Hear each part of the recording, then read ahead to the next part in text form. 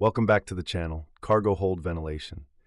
This process is far more critical than you might think, acting as a silent, essential guardian for the cargo, the ship, and the crew.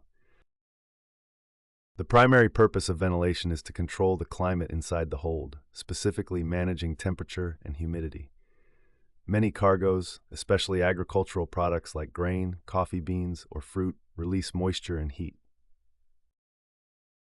If this warm, moist air meets a cold surface inside the hold, like the steel hull plates above the waterline, it condenses, creating ship sweat or cargo sweat.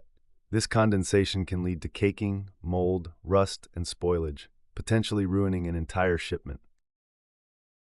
Proper ventilation combats this by continuously exchanging the air, removing the humid air, and bringing in drier outside air. This is a delicate balance, however. Sometimes, if the dew point of the outside air is higher than the air inside the hold, opening the ventilation can actually introduce moisture, causing reverse condensation. Chief officers must constantly monitor the dew point of both the inside and outside air to decide when and how much to ventilate, often using specialized psychrometers. Beyond climate control, ventilation is crucial for safety. Certain cargoes, particularly dangerous goods (DG), release toxic or flammable gases. For example, coal can release methane, and certain chemicals can release poisonous fumes. These gases must be continuously expelled and diluted to prevent the buildup of explosive or asphyxiating atmospheres. This is mandatory under the International Maritime Dangerous Goods (IMDG) code. Ventilation prevents a small leak from turning into a life-threatening or vessel-destroying event. There are two main types of ventilation systems. Natural ventilation relies on wind pressure and thermal differences, using cowls or simple openings.